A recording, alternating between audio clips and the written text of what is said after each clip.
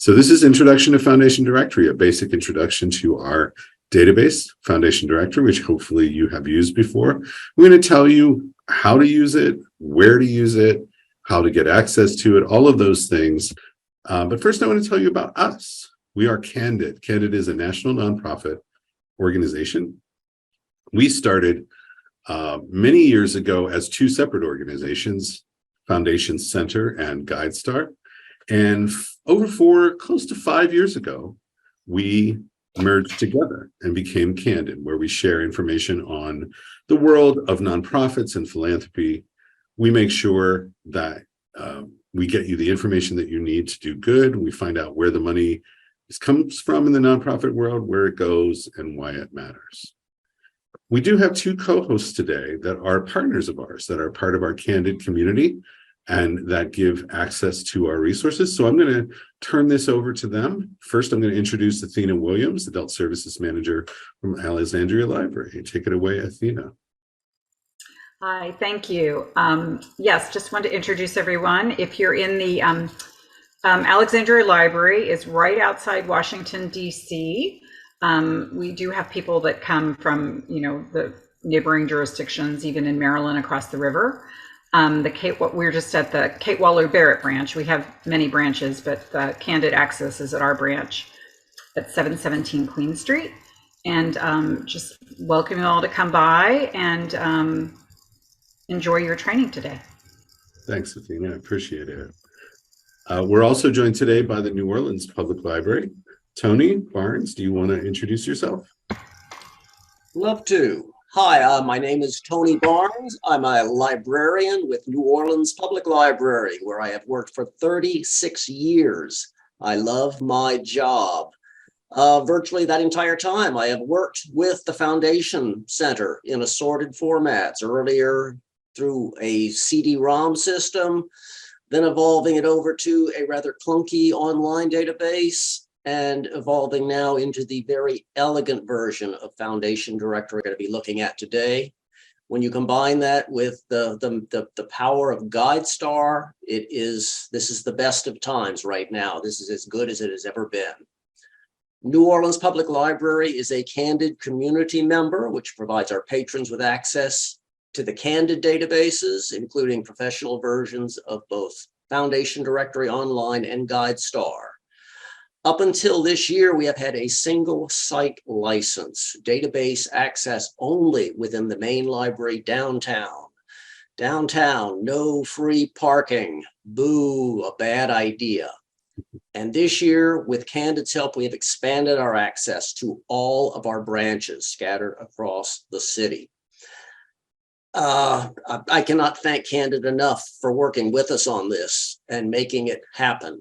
And especially to our rep, Yvonne, who just worked closely with us, and we value her greatly.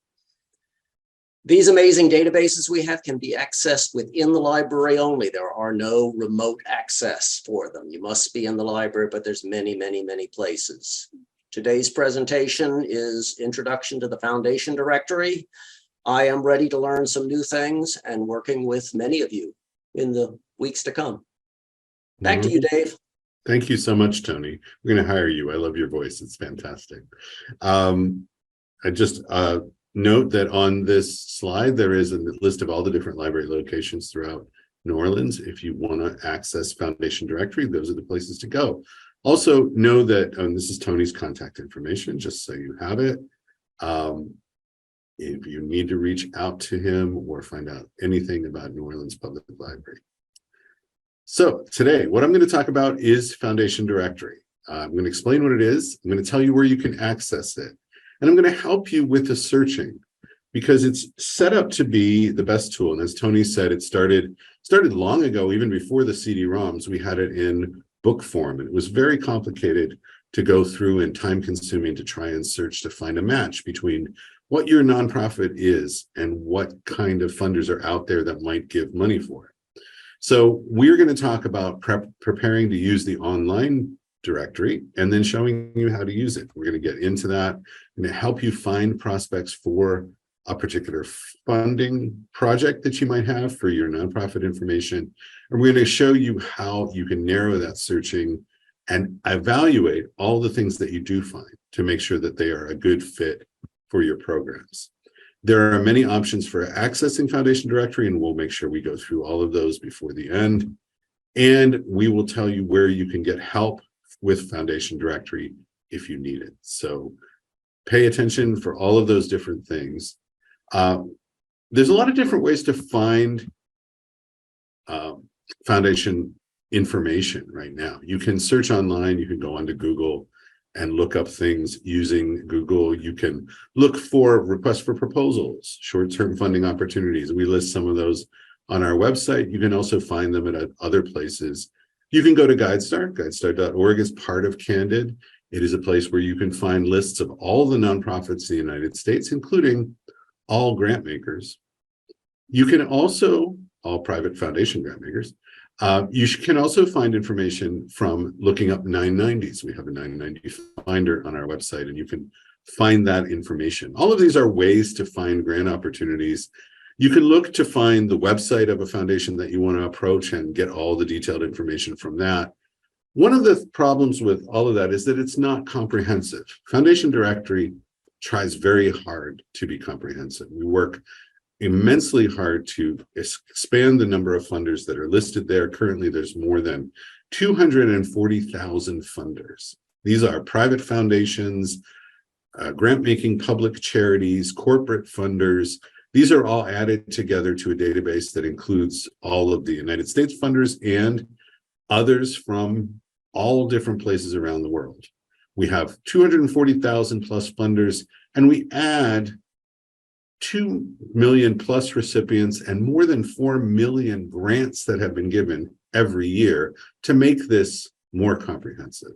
We update it daily with additional information. We make sure we keep it as updated as we can with profiles of those funders, profiles of the grants that they've given, information on the companies that are giving money away.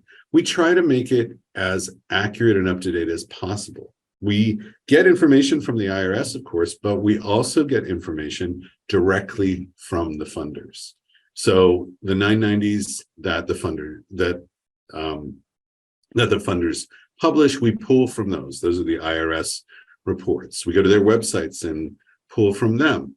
But we have annual reports, federal government grants, the philanthropic press, and a lot of direct reporting from the grant makers themselves, particularly in the time of COVID when it was difficult to get information, it was difficult to stop by anywhere and find out anything.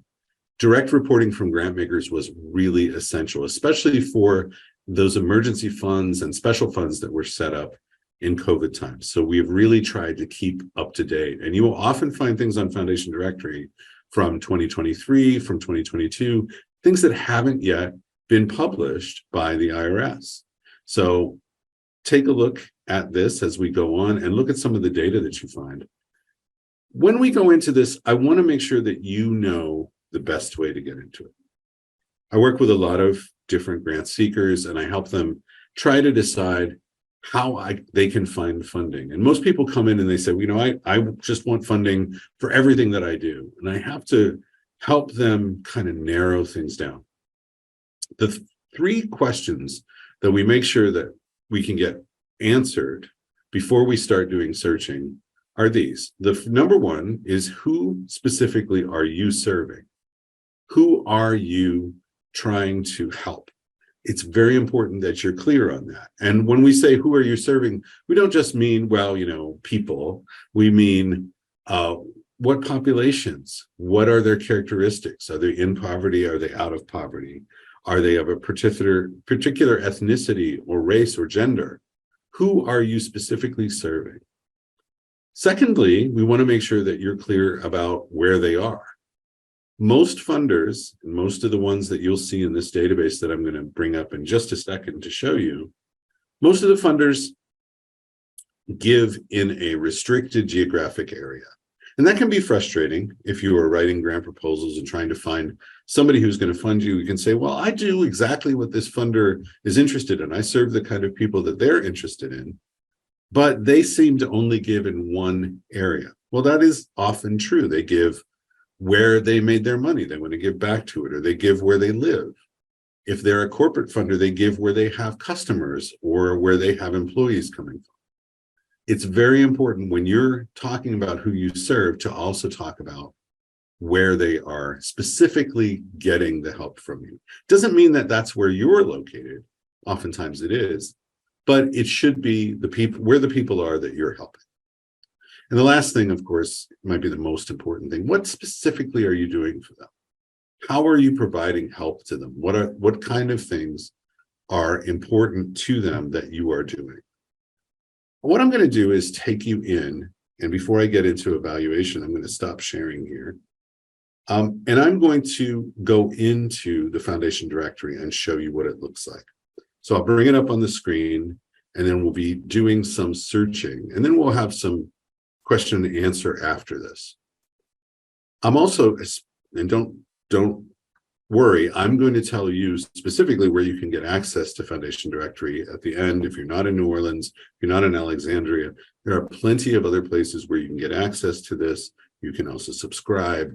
You can also qualify for getting Foundation Directory for free by updating your GuideStar record. And I'll talk about all of those things. But this is Foundation Directory. When you go to it, if you go to one of the libraries that hosts it, or if you've subscribed to it, this is what it looks like. It's a pretty simple interface. Has a blank in the middle there, you just fill it in, and you can use just common language. You can say, well, I'm doing an after-school program. I'm going to just put in after school and see what comes up. If you start typing in here, it'll ask you if you're looking for a specific grant maker or a nonprofit, because it's trying to match you up with an exact match. But most of the time, in my experience, you don't know exactly who was giving the money. You don't know exactly who you're looking up, because you're trying to find out who all is out there that might give to you. So I typed in after school, and I do a search just with that simple word. What happens is that goes into our database, and it tries to figure out what exactly are the terms that we use to describe what you just searched. So if I type in after school, that's actually synonymous with out of school learning. That's the term, the fixed term that we use for everybody that is funding that particular type of service, out of school learning. It also tries to figure out what other terms might be reasonable to add. And so it adds in family services. It's making a guess, but it's also taking you in and beginning to show you a list of potential grant makers. Now, 63,000 grant makers is an awful lot to go through at the first. You wouldn't necessarily want to do that. So my feeling always is that the next step every time you do this is to go in and edit or go into what's called advanced search. And here you see a little bit closer what we're doing in this search. So you see here the terms that are listed up there at the top. I just typed in after school, and what it's done is think, where does that fit? Where after school is out of school learning, that goes in the subject area. If you see at the very top of this advanced search, there are 3 blanks. These are the most important parts of any search that you're going to do, the 3 blanks at the top, because here's where we talk about what you do, where you do it, and who you serve. Just those things that I was talking about earlier. If I was going to make this very specifically focused, say I have, let's say it's an after-school arts program and it's in Pittsburgh and it works with women and girls. It's specifically for women and girls. I could make this search very specific to that. And I could get probably a lot shorter list than 63,847. So I'll show you what I would do. When I go in here, I look for terms that don't quite match up with what I just searched, and family services is one of those terms. So I just exit out. And now I have out of school learning, which is the same as after school programming. And I'm ready to search that. I said it was an arts program, so I can type in the word arts in the subject area, and it will give me, by the way, you can add in as many terms as you want in each of these blanks. It will give me, if I type in arts, a list of all the terms that are related to arts. That includes the broadest terms, which are arts and culture. The ones that are furthest to the left, that's a broad term. And then narrowly within that, all the different kinds of arts programs. And anytime that the word art is mentioned.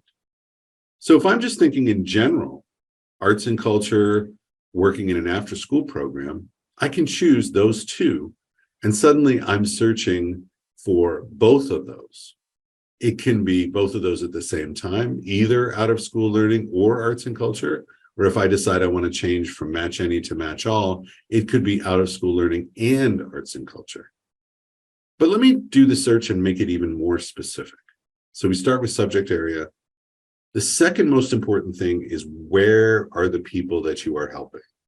And I mentioned that it was in Pittsburgh. So if I type in Pittsburgh, it's going to give me an option for Pittsburgh, and I'm going to choose that.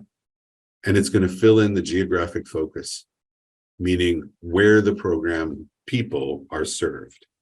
So right now, what I have in this search is after school program that deals with arts and culture in Pittsburgh, Pennsylvania. The third thing that I might add for this search to narrow it down the best is women and girls. I said this was specifically focused on programs for women and girls. I can go into population served, type in women, or just go in and look at all the different options.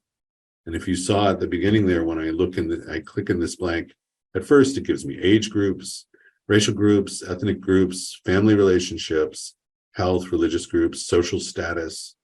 I can go in here and find a term that describes the group that I am working with. These three blanks are probably the ones that you will use 90% of the time, 90 or 95% of the time, because you're trying to match up with the most effective program. And often the first two, the subject area and the geographic focus, are the terms that I use, are the ones that I use solely. When I want to get really specific, I'll add in a population served. Let's do the search again, and I'll just click on the bottom here and do the search.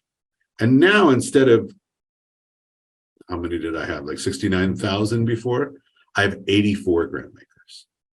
I know that each of these grant makers that are going to be listed here are involved in doing arts and culture or out of school learning in Pittsburgh, Pennsylvania for women and girls. So I can look down here and find the information. So this is your first step. You do the search, you come up with a list, and here's the list of 84 grant makers. I really like to work with somewhere between 50 and 100 at a time, because it gives me a good sense that I'm finding a lot of options. What I tend to start with and what I tend to focus on is the grant maker list here. And that's the one that comes up first. And you can see the beginning of the grant maker list here on your screen. It says the name of the grant maker, where they're located, their assets and giving, the amount that they have funded, and that means the amount that they have funded for what I just searched, meaning arts and culture, out of school learning, Pittsburgh, Pennsylvania, women and girls. With those terms, they have given over $1 million in 60 grants. You see the grant count at the right. This is sorted by the ones that have given the most grants for the kind of thing that you just searched.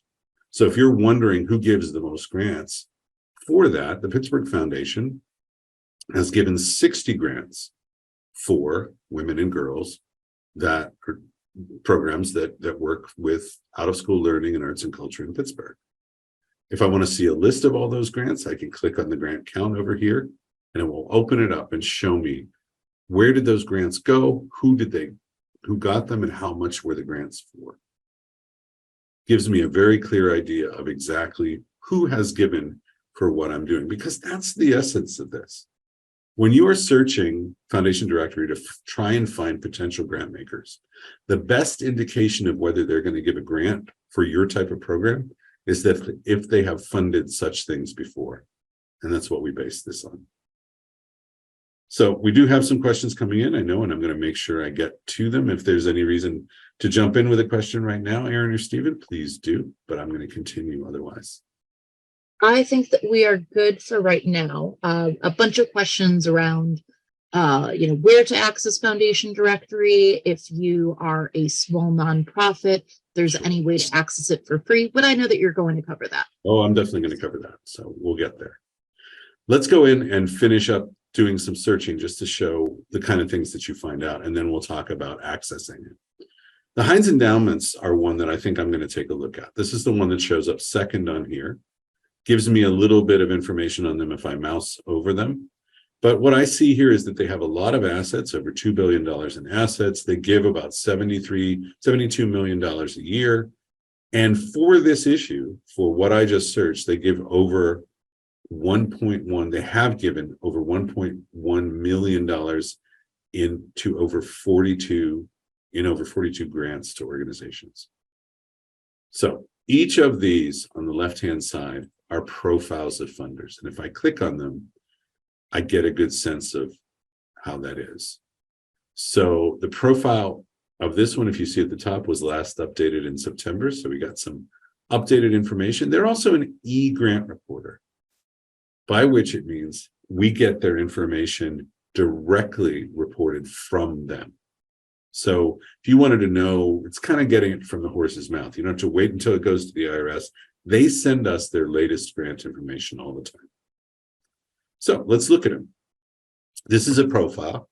By the way, up here at the top, if you don't want to spend all day in a library or all day in front of your computer and you just want to save this and go on to the next search that you can do that. You can download a PDF. You can email it to yourself. If you're subscribed, you can do lots of other things to keep alerted about this particular foundation. But the Heinz Endowments, that's located in Pittsburgh, there's their website, contact information. This is basic information profile of this funder. And it starts with a picture of them. In the most recent 5 years, which is the best way to tell what a funder is really doing now, the most recent 5 years, what have they been funding? So they've been funding community and economic development more than anything else. But second, you remember we were looking for arts and culture. Second area of emphasis is arts organizations. And then they also give for environment and education, many other things. Where does their money go? Well, if you're in Pittsburgh, you should know that they give in Pennsylvania pretty much more than anywhere else. That comes out the darkest state. Heinz Endowments does fund all across the country, but generally they give most of their grants to Pennsylvania. And finally, how big are the grants? One question I get asked all the time is, how much do I ask for? So I'm writing a grant proposal and I want to get money from a particular funder. How much do I ask for? And the answer is different depending on who you're asking. The best thing to do is to ask for what is a reasonable amount for that funder. And what you get here is a picture of their giving over time. How much do they give? They generally give at least, over under 5,000. They've given quite a number of grants, but most of their grants are somewhere in the $10,000 to $500,000 range. The largest amount is in the 100 to 500,000, but you can see 10 to 25 is not bad either. So it gives you a range. No, it shows you what they're capable of giving. This is just a start, because further down, it shows you exactly the grants that they have given for the subject areas that we've searched. Remember, we did arts and culture and out of school learning or after school in Pittsburgh for women and girls. And we're seeing a list of grants. Tells you when they were given, tells you how much the grants were for, and it tells you what is the most common amount for this subject area. This is the thing that I use to decide how much am I going to ask for. I know they can give millions of dollar grants, but I'm not going to count on the idea that they're going to give me, a new organization, to them the highest level possible grant. It's more likely they're going to give what's average, what's common for them to give, about 15,000. So that would give me an idea of how much to ask for. What you also see here are who's received their grants, which is vital, because if you know these organizations, or if you know that you're like these organizations, it can tell you a lot about who they're likely to fund. If you don't know these organizations, it might be a good place to look to see, well, who is this? Maybe I could talk to somebody from them. There's 42 grants listed here. Each one of these is a profile of the recipient. So if you want to find out what was this grant from the Heinz Endowment for to the Pittsburgh Girls Choir, and it gives you quite a lot of detail about what it was for. And it was for specifically for arts, vocal music focused on girls in Pittsburgh, Pennsylvania. That sounds very close to what we were searching. So you get a chance to see others who have received grants like yours.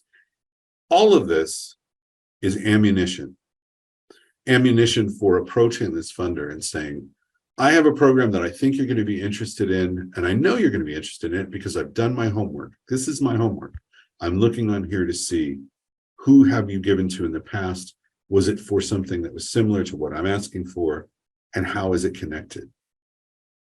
So you get information on the funder, you get information on who they've given to. Further down, you get detailed information. And by the way, you can move through the record over here on the left. You can skip to different parts of it, but I'm just going to scroll down through it. You can look to see what their funding interests are, and you can see arts and culture is very strong. Also, they're interested in education, which could include out-of-school education. It tells you also where they give, who they give to, boys and girls, children and youth. Further down, how they give. What is the money used for? Oftentimes I have people that say, I just want money for all of my different programs, or for general support, or for starting a new program. It'll tell you what the money is generally used for in their grants. Often tells you what they don't give for too. So further down, it will tell you about their purpose and activities, their program areas. You can see they have a big arts and culture and children and youth program area. Further down from this, you find information about how to apply to them. This is really what you're getting into this for. And this is why it's a good idea to email this information to you, because you're probably going to refer back to it. You have a way of applying to them. You have information on how to approach them first if you've never gone to them before. That's vital. When you're making a connection to a funder that you don't know, it's a good idea to know what the best way to do that is. Now, when we teach grant writing, teach proposal writing, we talk about making specific connections. And at the bottom of this record, you'll have information on contacting them. But I always pay attention to what do they like as an initial approach? When do they like to be approached? Their board meets in May and October. Oftentimes their deadlines are around March 1st and August 1st. You can find out any specific deadlines that they have. And there's one that's actually earlier than March 1st. Good idea to know about that. But I pay attention to this giving limitations a lot, because what I want to know is there any reason why I shouldn't approach them? Now, if I didn't have a program in Southwestern Pennsylvania, Pittsburgh, I wouldn't approach them, because they say specifically they concentrate their efforts and resources there.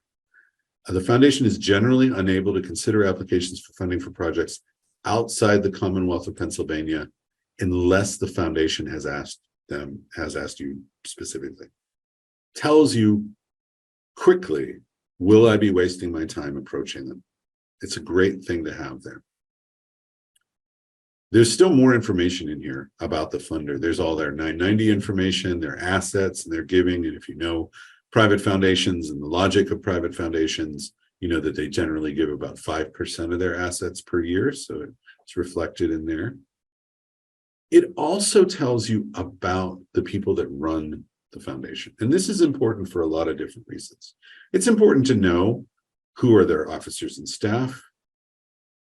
Maybe you know somebody here. Maybe there's somebody that you could talk to about making a connection with them. It's really great when you read through their guidelines and you don't really know, is this a good fit or not? You know, I've done my research, but I'm still not sure. Well, it would be nice if you looked down here and you said, oh, Philip Johnson, I know him. I can reach out to him and talk to him. Or Mac Howson. He's on LinkedIn. I wonder if I'm connected to anybody on LinkedIn who knows him, who might be able to introduce. Maybe I'm connected to him. There are so many ways to connect to potential funders. And the important thing to know is you want to try and do that before you approach any funder. That's why I always say, whenever you look at these profiles, scroll down to the bottom and look at the contact information. I know it said for the initial inquiry here, the initial approach, it says you should review the guidelines, demonstrate a familiarity, create an account, and submit an application. It's clear guidelines on how to do this. But what if you have questions? Well, they list a phone number, They list an email address, they list a contact. Always a good idea to reach out first. I generally recommend it for any grant that you're going to approach, you're going to apply for. Now, this is a funder that's very big, it's very accessible, the phone number published, an email address, a website. Not all funders have that. So what do? Well, some funders will say, give only to pre-selected organizations. And some people think, oh, well, they give to pre-selected organizations, I just won't even think about them. I wouldn't do that. I would look up here and see, do I know any of their staff? Am I connected on LinkedIn to anybody? Is there anyone I can talk to? Always a good idea to build relationships. Fundraising is about relationships, even when it's something as formal as private foundation fundraising. Okay, so I've gone through the profile of just one of the funders listed here. I can email it to myself, I can keep moving through the records, or I can go back to the grantmaker search results, what I just searched, and take a look at it. I can look at it and sort it. If I want to see who has given the most for this topic, I can sort this by the ones who have given the most grants. And it's actually the Hillman family foundations who have given the most amount, even though they've given fewer grants. You can sort it by the name of the grant maker. You can sort it by the location. You can sort it by anything that you like to do in order to get an idea. If you want to just simply download a number of these and look at them later, you can do that too. You can download 10 full profiles at once or 100 simple single line records at once so that you can go back and research later on if you have not a lot of time at first. You can download this information, you can look at each one of these, and you can begin to build a list of prospects. That's what this is about, identifying prospects. I'm going to show you a little bit more about searching, but then I'm going to go back and sort of talk about how do I access this? What do I do with this data? Hey, Dave. Yeah. I have a couple of questions around search that I think might be best answered live. The main questions have been around this geographic focus filter. Two main questions. One, that handy dandy map that you had for the filtered results here. Yeah. If we search for areas of international focus, does that map also display areas outside of the US? Well, it does. And also the searching that you do, you can make it specifically for an international location as well. You can be as broad as a country or a continent like Africa. You can be more specific to a region of Africa. If your program is going to be in Africa or benefiting that area, you can instead say, show me a particular country like Zambia. Or within Zambia, you could choose a province or a city within that country. All of that is possible. I recommend when I do a search in the United States to try and figure out a county that covers the area that I'm interested in. So if I was searching for funders for Cleveland, I might not put Cleveland itself because Cleveland, the city, is surrounded by many, many suburbs also in the county. What I might do is choose the county to do that. When it's a country or when it's an international program, I often like to see who is funding in the country at all. So I will put the name of the country in, and then I will think, do I want to just look for funders who are funding in Stockholm? Do I want to look for those who are funding in the country? I start broad and I move narrower. So. And that actually ties in nicely to the other question around this, which is when you type in a city, is that specifically within the city limits or is it that city's metropolitan area? Very, very good question. So let's type in a city with a metropolitan area. Let's do Los Angeles. It'll tell you what you're looking at here. So we have Los Angeles metropolitan area. That would be the greater Los Angeles area. Los Angeles County, or Los Angeles, the mailing address city. Those are three different things, as are the other Los Angeles that are not in California. Those are three different things. If you know that your program is going to serve people just in the city of Los Angeles, you might just look at that. But know that most funders, when they say, I give to Los Angeles, they don't just usually mean I give to somebody in the city limits of Los Angeles. It's usually more the county or the metropolitan area. And then one last question before I let you get back into things. Sure. So I know that our focus for this specific program is foundation grants, Yeah. but can you speak briefly about grants to individuals?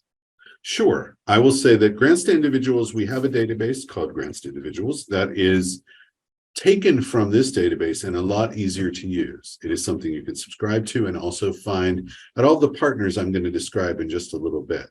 It's much more useful when you are looking for grants that are specific to individuals that are not affiliated with nonprofits. This database that I'm looking at is very much about grants that are available to nonprofit 501c3 organizations. When you're looking for a scholarship fund or a grant, an arts grant for an individual or other individual funding, this is not the best tool, though they are in there. And in fact, that's a good transition for me to talk about some of the other filters you can put in. I told you about these first three. Well, there are many more filters that you can add. You have these 6 listed here. You can search just specifically for the name of an organization, such as the Gates Foundation. You can say, I want to find the Bill and Melinda Gates Foundation, and that's all I want to look at. You type in Gates, you open it up, and there you are looking at the profile of the Bill and Melinda Gates Foundation. But generally, I don't look up specifics on here too much. Sometimes I know the name of a person. So we have Gates, that's the last name, and I'm typing in, let's see. Well, there's got to be a William Gates. I must be typing something wrong. Let's see. Just type in Gates. It'll tell you everybody named Gates that is affiliated with any of the different foundations. You can type in a person's name. You can say,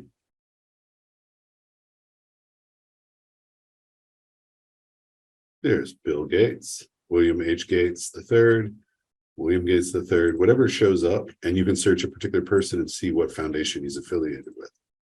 But better filters, or even more interesting filters, are hidden down here in the additional filters section. Here are the ways that you can limit your searching to, for example, what the grant is used for. I mentioned that you could search for general support, general operating support, that you could search for seed money for a new program. That's going to be available in here. If you're doing a building project, you can search for capital building, and you can search for individual development. I wouldn't recommend this tool for individual scholarships search, as I said, but it's possible to do that kind of searching on here.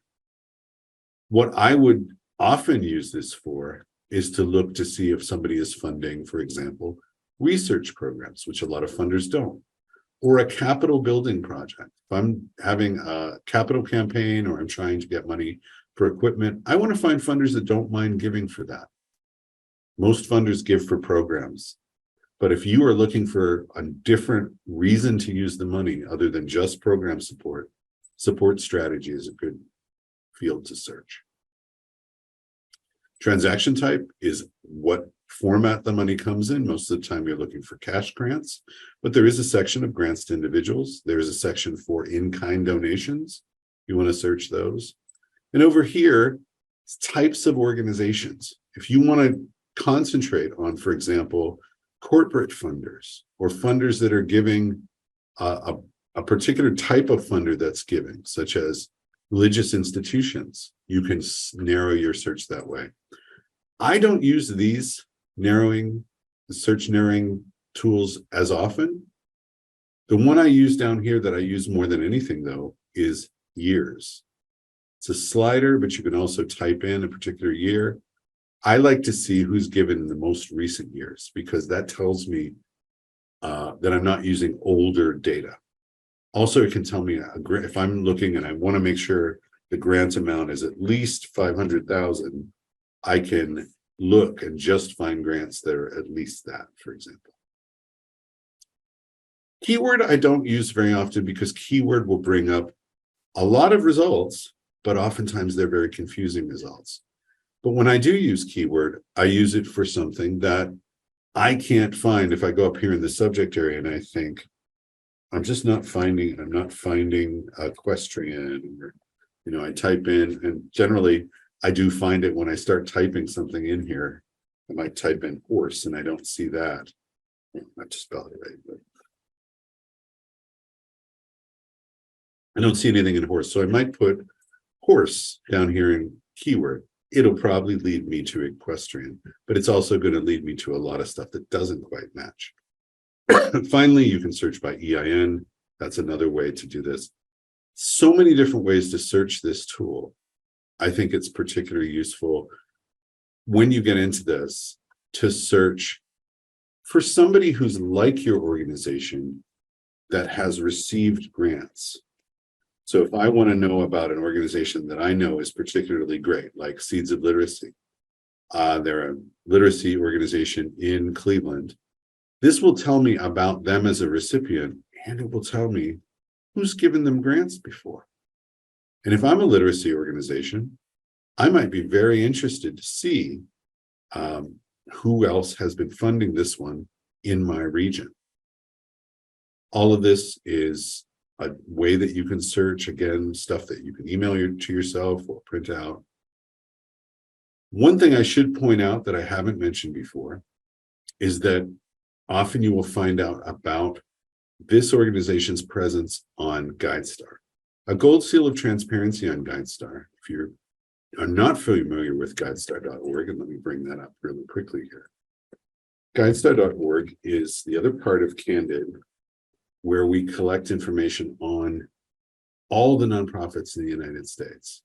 Now, if I go to GuideStar.org, I am able to find my own organization, if I'm a 501c3, and also search for other organizations and find out information about them. We've linked Foundation Directory to GuideStar.org. Just in mentioning this, I want to make sure that you know that if you are on GuideStar.org, which if you are one of the 1.9 million nonprofits, 501c3s in the United States, you are there. You can look yourself up, and if you don't like the information that's shared, which is pulled from IRS records, you can update it yourself. You can go in here, get permission, and update the profile and earn what we call seals of transparency. The seals of transparency will enable you to share more information about yourself. So that's what Seeds of Literacy did. They went in here, they updated their record, and they earned a gold seal of transparency. I'll tell you in just a little bit why that might be a really good thing, particularly related to foundation searching and using Foundation Directory. This is Foundation Directory. There is no one right search that's going to find absolutely everything. When I use it, I try out a lot of different searches.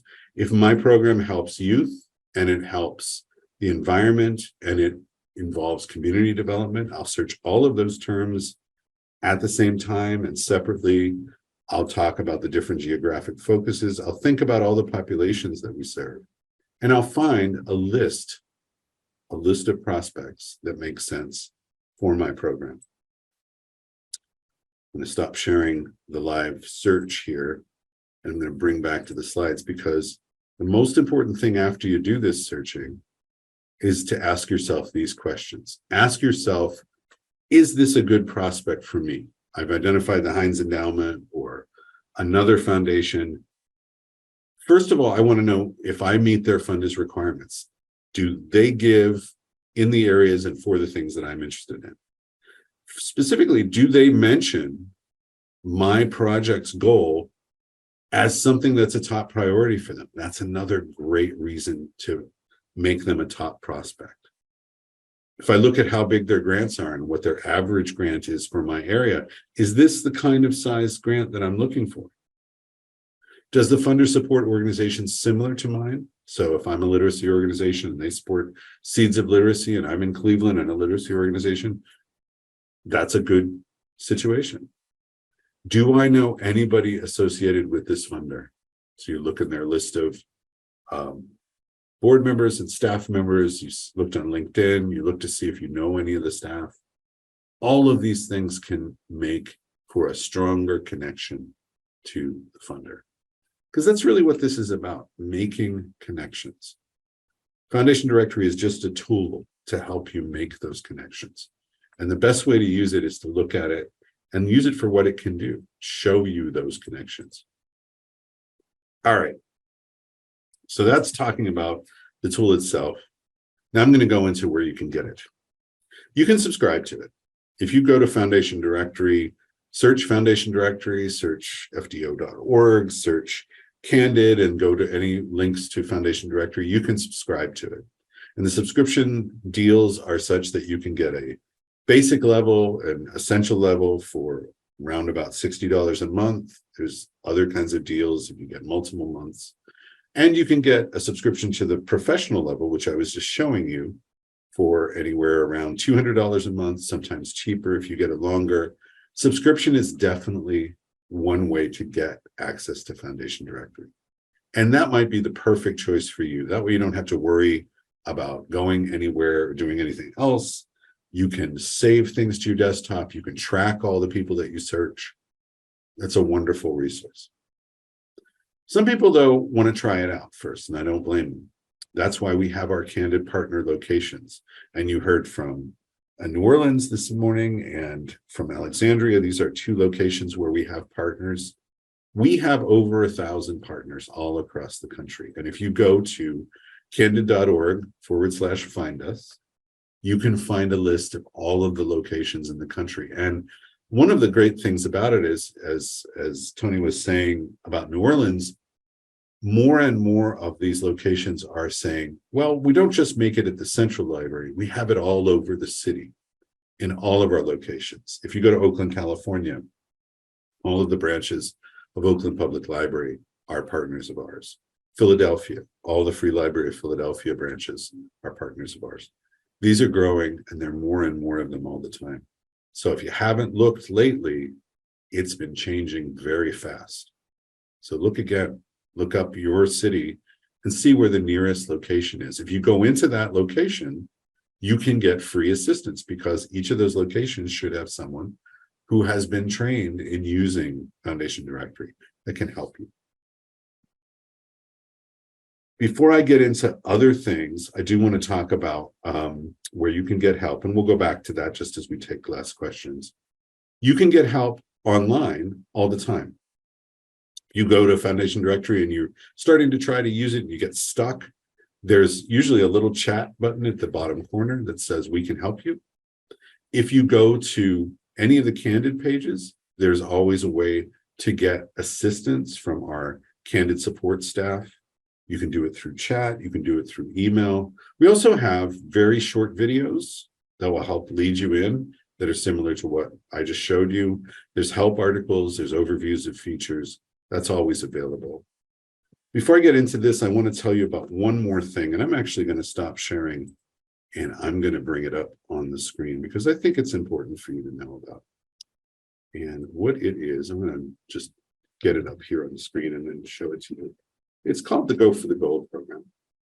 So I don't know how many of you are nonprofits under $1 million in assets, but the thing that we've been doing for the last couple of years, and it is going to continue for the foreseeable future, is a program called Go for the Gold. Go for the Gold simply means if you go on to GuideStar and you update your record up to the gold level of transparency. So that means you're in a bronze level, which takes about 5 minutes, shares your address, you share some information about your programs to get a silver level, and you share some financial information, you can get a gold seal. It takes an hour, maybe a little bit longer, but not that much longer. It's totally free to do it. no charge, no cost at all. If you go on and do that and earn a gold seal of transparency on GuideStar.org, you qualify to get 1 year of Foundation Directory Essential for free. That means you can get a discount code that you can use to get the basic level, the $60 a month level of Foundation Directory for free. And you can have it at your desktop. That's a value, over $700 value, that you would get absolutely free. And this takes you through the process. This link here that I'm going to just put in the chat for everybody, if it's not already there. Yes, it's already there. So this will tell you exactly what you need to do in order to earn it. I really think it's a great resource. And I think it's a great way to get access to Foundation Directory. Some people use the basic level and they say, no, I want the professional level. Well, you can get that for free at our partners, or you can subscribe to it separately. But if you just want to get started, it's a great way to do so. So that's go for the gold. Before I get into the questions again, I'm going to say that we have another set of classes. If you want to learn more about grants, I've talked about foundations and corporations and charities, but if you want to know about the motivations of those, the Introduction to Finding Grants class is the way to go. That will tell you about why private foundations do what they do and why corporations are slightly different and how community foundations work. I would encourage you to take that. It's another free class. We offer it regularly in this series. We also offer it for free as a video or an e-learning course. And if you're looking more to go beyond foundations, foundations are one way to fundraise, but certainly they're not the only or the number one way to do it. You want to know about all the different ways to fundraise, Introduction to Fundraising Planning is the way to do it. We offer this live. There's also a video of it. Again, it's free if you go onto our website.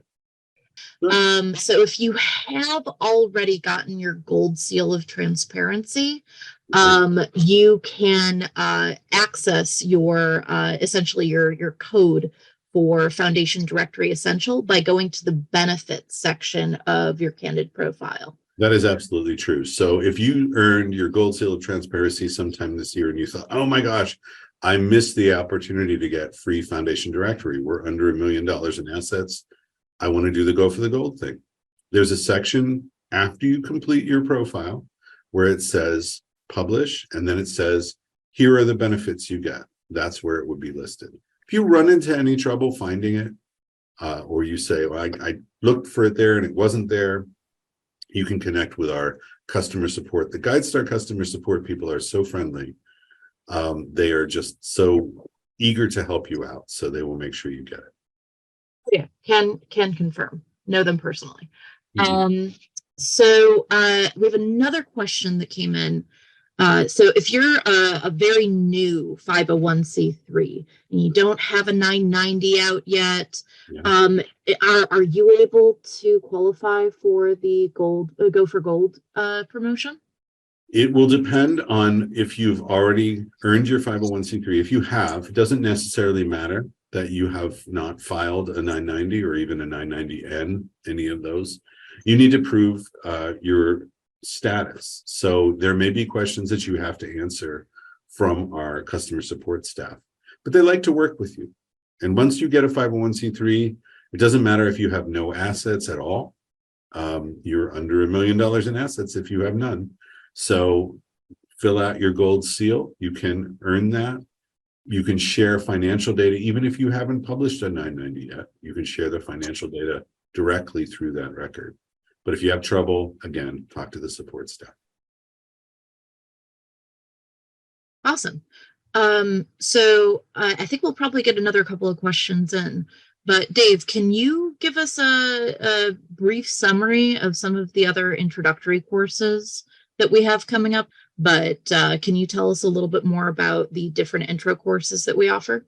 Sure, and I'm going to stop sharing this just for a second, but I'm going to share my screen and take you to Candid again. And what I'm going to do is go to our Candid Learning site. Candid Learning is the place to go for finding out information about all of our trainings. If you go to learning.candid.org, the first page of it has what's coming up soon. So the next virtual class is in our introduction to proposal writing. It's happening a week from now, less than a week from now, and you can take that online. We have special classes that are more customized, but you can always find our calendar. You can see all of our live trainings that are coming up in calendar format. You can see it chronological.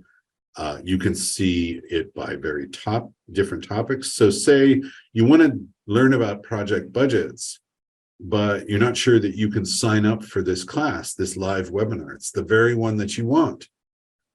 If you go to any of these, you'll see a little thing that says view more dates, formats, and locations. And you realize you don't have to necessarily attend that live training. There's a video version of this class. There's self-paced learning. These are things that are really easy to get, and each one of them is going to cover that topic. If you want to just browse through all the different things that we have, you can go to the training section, looking at our calendar, looking at our most popular trainings and our custom trainings. You can look at different topics, and you can find the thing that does what you can. And always, you see this page, see the Ask Us over here. You can always ask us. And down at the bottom of the screen, if you see it on my screen, it says contact us. If you see that there, you can reach out through chat and get an immediate answer. Otherwise, you can always email us. Other questions? Also confirm that that we have real live people. Oh, real live people. One of our, yeah, absolutely one of our librarians. Yes, we are. Our online library staff is really live, and they will really help you. When we're not there in the middle of the night, you have a question about searching grants or anything like that, you can do that. You can still go on and send us a message. We'll get back to you as soon as people are back in the office, because we pride ourselves in being accessible. And to be honest, I'm accessible too. You can find my email address if you want to ask a question. We see Erin has posted in there the online librarian email address. This is me. If you have a question about anything that I talked about today, I'm happy to help you or direct you in the right direction. And Dave, would you mind pulling up Foundation Directory one more time? We had a question just about taking a look at the map of areas served real quick. Yeah, let me pull it up here. While I pull it up, I'm just going to talk about a couple other things related to it. This is the main page of Foundation Directory, and if you're a subscriber, you see it. If you go into the libraries, you'll see it. You'll see the chat. You also see the little drop-down help FAQs, and it will take you to what you need to see. There's also a little section of resources that you can find more about that will help you with your searching. It's just really that we try to cram as much good stuff as we can into this. A lot of people don't even know that if you scroll down on this page, there's some current requests for proposals, the latest ones for different subjects. That these are short-term funding opportunities that you may miss otherwise. These are free on this page. More Foundation Directory hints and tips, a little bit of surveys for what's going on, some charts of giving, just a lot of free information. So what is the question, Erin? What do we want to show? Sorry. Oh, nope, sorry, I was muted and trying to talk. So if you could pull up the map of the area served in one more example. Laura had a question about that, and I know that I've answered a couple of questions along those lines. It's a little tricky. Let's pull that up. Let's just do another search, and I'm just going to make it a very broad search. I'm going to say, who is looking for funding for a religious-based organization? Let us say in, I don't know, let's do Florida. We'll do Miami-Dade County, Florida, and do that search and see what comes up. I get a list of 1,451 grant makers. The top one, should mention, some of these are a little bit confusing. I'm going to talk about Fidelity and Schwab. Fidelity and Schwab are donor advised fund manager. They're investment companies that give through a foundation that is within their organization. You cannot write and request grants from either of those. However, when you complete your profile on GuideStar, you become much more visible to Fidelity. They like to search to see who they can channel their investors' funds to by using GuideStar. That is a great way to get on the radar for these donor advised fund managers. But let's pull up a more traditional foundation. This is Russell and Ronald E. Galbert Family Foundation. And it looks like there has a typo in their title. They're working on it. But there's their profile of where their money's going. What was the question about that? Or did they just want to hear about this or learn more about it? I think that the question was just about where this map comes from, and you know, how they could access this map. But the It's part of the answer is profile? on the individual foundation profiles. Yes, absolutely. And looking at that foundation again, I just wanted to show you what happens when you get into this. There's always a little bit more information than you think in here. So you get a basic idea of where their money's going. If you want to look more at the detailed at their giving, here's their giving from 2016 through 2021 on the US map, where in the last 5 years of the information that we have, has it gone. If you scroll down, you can see each of the different states. If you look at that state, it'll show you within that state what counties the money went to. And Miami-Dade is getting the vast majority of the money of this foundation. If I go more into this, it'll tell you exactly who got the grants from this. This is all pulled from the same set of data. It's all pulled from actual grants that have been awarded to actual recipients. It's not just what the funders say they do, it's what they actually do. And you can return back to this and take a look at this at a glance.